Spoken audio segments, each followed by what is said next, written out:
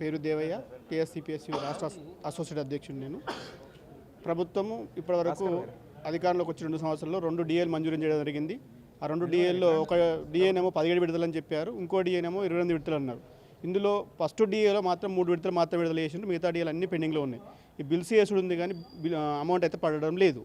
అదేవిధంగా సిపిఎస్ ఎవరైతే చనిపోయారో, సిపిఎస్లో ఉండి ఎవరైతే సిపిఎస్లో ఉండి రిటైర్డ్ అయ్యారో వాళ్ళ పరిస్థితి ఇంకా అగమ్యచరంగా ఉంది.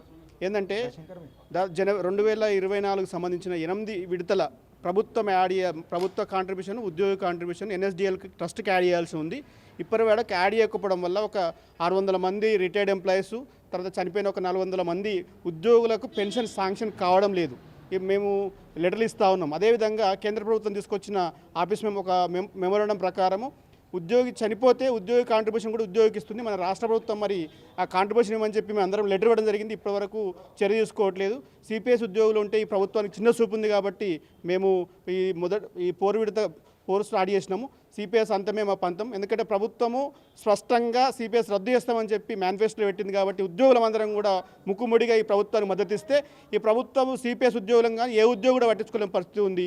మరి సిపిఎస్ ఉద్యోగికి రిటైర్ అయితే కూడా హెల్త్ కార్డ్స్ కూడా రావట్లేదు. ఇవన్నీ కూడా ప్రభుత్వము తక్షణము మా సిపిఎస్ ఉద్యోగుల మీద ఖచ్చితంగా సిపిఎస్ రద్దు చేస్తూ ఉత్తర్వులు ఇస్తూ ఈ సమస్యలు పరిష్కరించాల్సిగా డిమాండ్ చేస్తూ ఉన్నాం.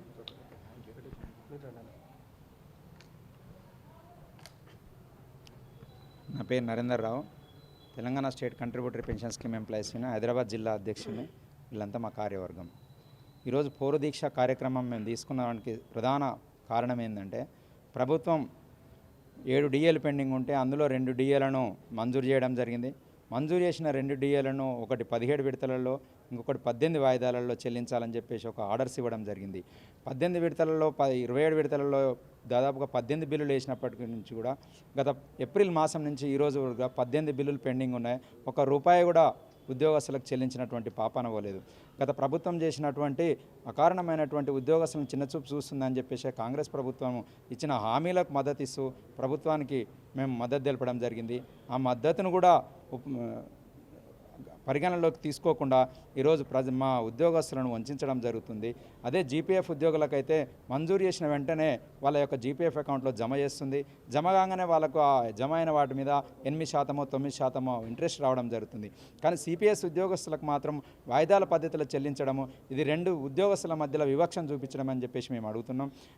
ప్రతిసారి కూడా ఇదే విధంగా చెప్తున్నారు. దాదాపుగా 2,50,000, 3,50,000 మంది ఉద్యోగస్తుల 2,50,000 మంది సిపిఎస్ ఉద్యోగస్తులు ఉన్నారు. మెజారిటీ పక్షమైనటువంటి సిపిఎస్ ఉద్యోగస్తులకేమో వాయిదాల పద్ధతిని అనుసరిస్తూ మైనారిటీ పక్షమైనటువంటి జీపీఎఫ్ ఉద్యోగస్తులకు మాత్రము వాళ్ళ అకౌంట్లలో జమ చేస్తున్నారు. అందరికీ ఒకే పద్ధతిని నిర్ణయించాలి, ఏకపక్షంగా నిర్ణయాలు తీసుకోకుండా ఒకేసారి చెల్లించాలని చెప్పేసి మేము కోరుకుంటున్నాం. ఇప్పటివరకు పెండింగ్ ఉన్నటువంటి ఏవైతే 18 వాయిదాలు ఉన్నాయో ఆ 18 వాయిదాలు బిల్లులేసి ఇప్పటివరకు చెల్లించకుండా ఉన్నాయి, పెండింగ్ ఉన్నాయి. వాటన్నిటిని కూడా ఏకకాలంలో డిసెంబర్ మాసం ముగిసేలోపు చెల్లించాలని చెప్పేసి కోరుకుంటున్నాం. అదేవిధంగా ఆర్థిక సంవత్సరం ముగుస్తుంది కాబట్టి మేము కూడా మళ్ళీ బిల్లులు వేసుకునే అవకాశం మన ప్రభుత్వం ఇవ్వద్దని చెప్పేసి కోరుకుంటున్నాం. మళ్ళీ విడుదల చేయబోయే 5 డిఏలు ఏవైతే ఉన్నాయో వాటన్నిటిని కూడా ఏకకాలంలో ఇవ్వాలి, ఒకేసారి చెల్లించాలని చెప్పేసి మేము ప్రభుత్వాన్ని డిమాండ్ చేస్తున్నాం. దీనివల్ల చెల్లించకపోవడం వలన రిటైర్ అయినటువంటి ఉద్యోగస్తులకు సంబంధించినటువంటి 10% సిపిఎస్ రికవరీ సొమ్ము ఏదైతే ఉందో 27 వాయిదాలలో వాళ్ళ ప్రాన్ అకౌంట్లలో జమ అవుతుంది. అంటే ఒక రిటైర్ అయినటువంటి ఉద్యోగి దాదాపుగా 27 నెలలు వాళ్ళు మళ్ళీ మార్కెట్ నుండి పెన్షన్ కొనుక్కోకుండా జీవించాల్సినటువంటి అవసరం ఉంటుంది. అంటే ఒకసారి ఉద్యోగి జీతం కోల్పోయిన తర్వాత దాదాపుగా 2 సంవత్సరాల దాకా జీతం లేకుండా ఎలా బతుకుతాడని ప్రభుత్వం ఒక మానవతా దృక్పథంతో ఆలోచించాలి.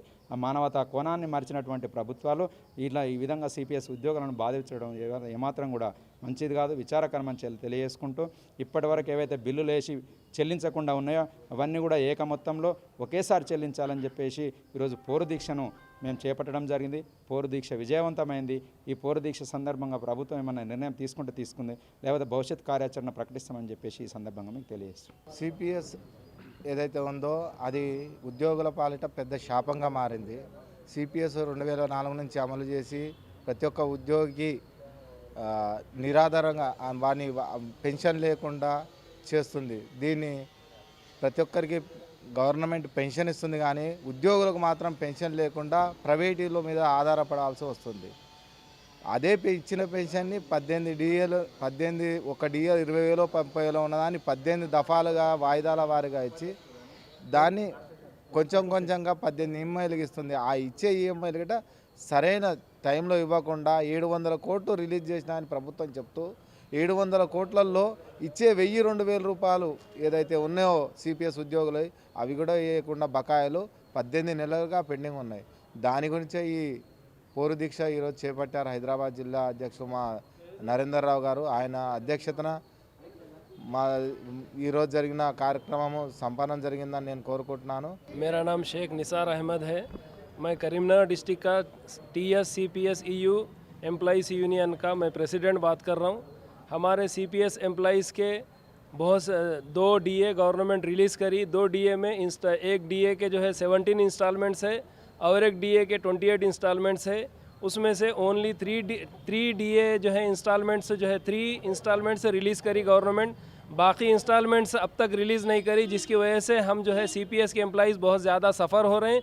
मैं गवर्नमेंट से, सीएम साहब से, डिप्टी सीएम साहब से, फाइनेंस सेक्रेटरी साहब से ये डिमांड करता हूँ और ये ख्वाहिश करता हूँ कि जो है सीपीएस एम्प्लॉइज़ के जितने भी पेंडिंग डीए एरियर्स है, इंस्टॉलमेंट्स है, उसको जल्द से जल्द रिलीज़ किया जाए और सीपीएस एम्प्लॉइज़ को जो है सो रिलीफ दिया जाए।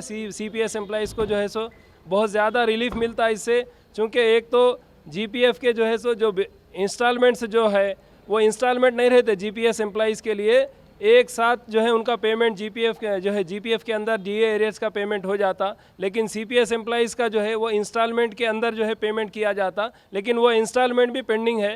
तो हम सीएम साहब से, डिप्टी सीएम साहब से, फाइनेंस सेक्रेटरी साहब से ये गुजारिश करते हैं, ये डिमांड करते हैं सीपीएस एम्प्लॉइज़ यूनियन की तरफ से कि आप जल्द से जल्द जो पेंडिंग डीए एरियर्स के जो इंस्टॉलमेंट्स पेंडिंग है उसको जल्द से जल्द रिलीज़ किया जाए, जल्द से जल्द सीपीएस एम्प्लॉइज़ को रिलीफ दिया जाए। और वो लोग जितने भी सीपीएस के एम्प्लॉइज़ जो इंतकाल कर जा रहे हैं, हमारे करीमनगर के अंदर एक वीआरओ रेवेन्यू डिपार्टमेंट के उनका इंतकाल हुआ, लेकिन आज तक उनको सीपीएस एम्प्लॉई है उनको 1 रुपया नहीं आया।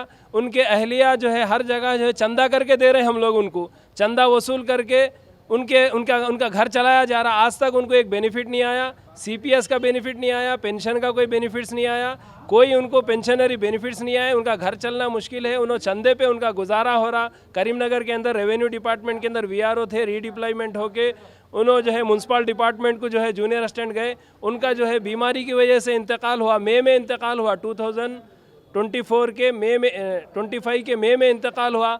आज तक उनको जो है सीपीएस का 1 रुपया नहीं आया, तो उनका घर जो है चंदे पे चल रहा। तो इसलिए सीपीएस के एम्प्लॉइज़ बहुत ज़्यादा परेशान हाल है।